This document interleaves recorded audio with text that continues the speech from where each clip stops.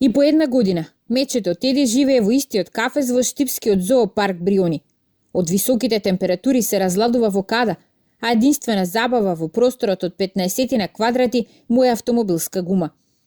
Од штипското јавно предпријатие ИСАР, што стопанисува со паркот, лани ветиено досега не направија подобри услови за сега 3-годишната мечка.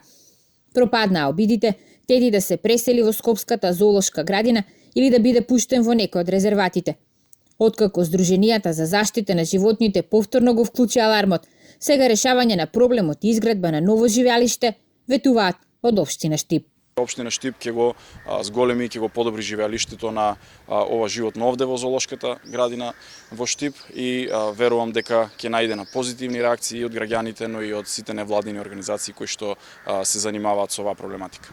Од јавното предпријатие ИСАР тврдат дека останатите животни во зоопаркот немаат проблеми. Сите живеалишта се според стандардите, а за животните се грижат и стручни лица.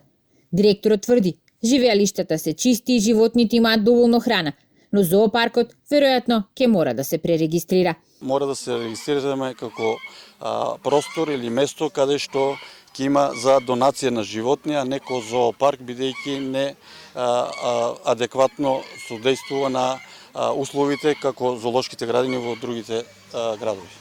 Штипскиот зоопарк е отворен пред 5 години и во него има 50 најмногу помали животни.